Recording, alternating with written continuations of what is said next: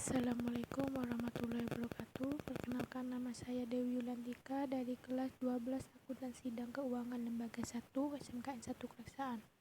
Di sini saya akan menjelaskan materi pendidikan agama Islam KD 3.7 mengenai meraih berkah dengan mawaris. 1.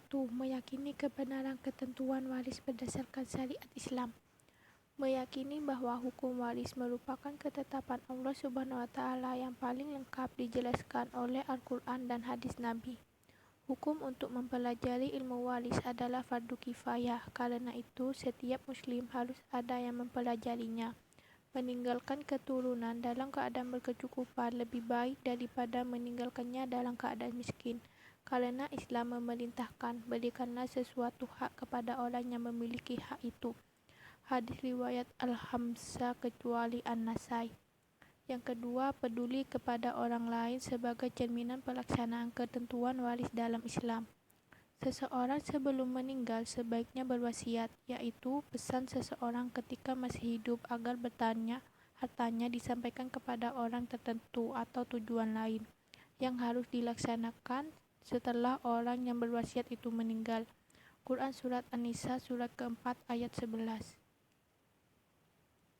Ayat-ayat Al-Quran dalam menjelaskan pembagian harta kepada ahli waris menempatkan urutan kewarisan secara sistematis didasarkan atas jauh dekatnya seseorang kepada si mayit yang meninggalkan harta warisan. Oleh karena itu, dalam menentukan ahli waris harus disesuaikan ketetapan hukum waris, yaitu dimulai dari anak-anak yang dikategorikan sebagai keturunan langsung, kemudian kedua orang tua mayit atau leluhur, dan terakhir kepada saudara-saudara yang dikelompokkan sisi dan ditambah dengan suami atau istri dari yang meninggal. Yang ketiga, menganalisis dan mengevaluasi ketentuan waris dalam Islam. Ajaran Islam tidak hanya mengatur masalah-masalah ibadah kepada Allah Subhanahu wa Ta'ala. Islam juga mengatur hubungan manusia dengan sesamanya, yang di dalamnya termasuk masalah kewarisan. Nabi Muhammad SAW tidak membawa hukum waris Islam untuk mengubah hukum waris jahiliyah yang sangat dipengaruhi oleh unsur-unsur kesukaan yang menurut Islam tidak adil. Dalam hukum waris Islam, setiap pribadi, apakah dia laki-laki atau perempuan, berhak memiliki harta benda dari harta peninggalan.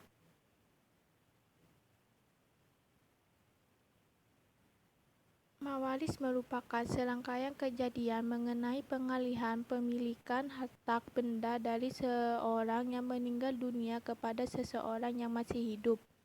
Dengan demikian, untuk terwujudnya kewarisan harus ada 3 unsur, yaitu 1. Orang mati yang disebut pewaris atau yang mewariskan. 2. Harta milik orang yang mati atau orang mati meninggalkan harta waris.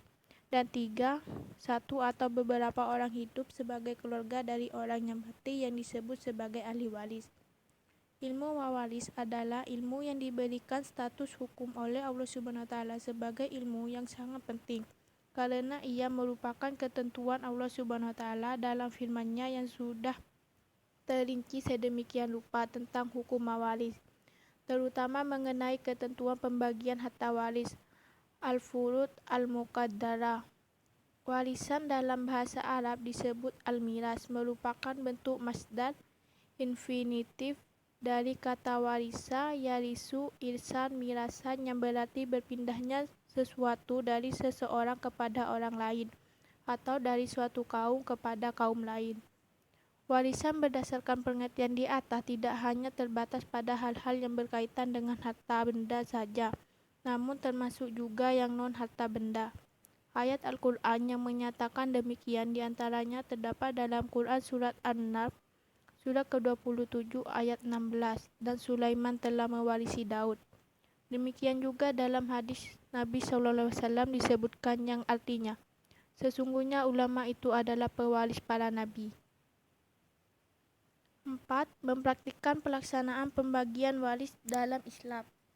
Di bawah ini diberikan contoh-contoh kasus atau masalah dan pembagian warisan berdasarkan syariat Islam.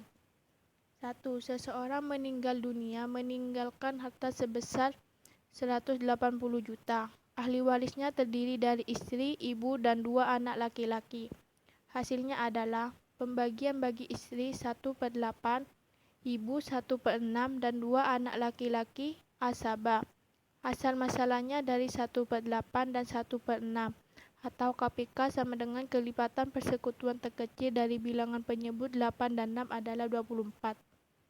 Yang kedua, perhitungan dengan menggunakan aul. Seseorang meninggal dunia meninggalkan harta sebesar 42 juta. Ahli warisnya terdiri atas suami dan 2 saudara perempuan sekandung. Pembagian hasilnya adalah sebagai berikut. Bagian suami 1/2 dan bagian 2 saudara perempuan sekandung 2/3. Asal masalahnya dari 1/3 dan 2/3. KPK sama dengan kelipatan persekutuan terkecil dari bilangan penyebut 2 dan 3 adalah 6, sementara pembagiannya adalah 7, maka terjadi 7/6. Untuk penghitungan dalam kasus ini harus menggunakan aul, yaitu dengan menyamakan penyebut dengan pembaginya. Yang ketiga, perhitungan dengan menggunakan rat. Seseorang meninggal dunia meninggalkan harta sebesar 120 juta. Ahli warisnya terdiri dari ibu dan seorang anak perempuan. Pembagian hasilnya adalah sebagai berikut. Bagian ibu 1/6 dan bagian 1 anak perempuan adalah 1/2. Asal masalahnya dari 1/6 dan 1/2 atau KPK dari bilangan penyebut 6 dan 2 adalah 6, maka bagian masing-masing adalah 1/6 dan 3/6. Dalam hal ini masih tersisa harta waris sebesar 2/6. Untuk penghitungan dalam kasus ini harus menggunakan lat, yaitu membagi kembali harta waris yang tersisa kepada ahli warisnya. Jika dilihat dari ibu 1/6 dan 1 anak perempuan 3/6, maka perbandingan adalah 1/3. Maka 1/6 ditambah 3/6 sama dengan 4/6. Dijadikan 4/4 dengan perbandingan 1/3. Sekian penjelasan dari saya, kurang lebihnya mohon maaf. Wassalamualaikum warahmatullahi wabarakatuh.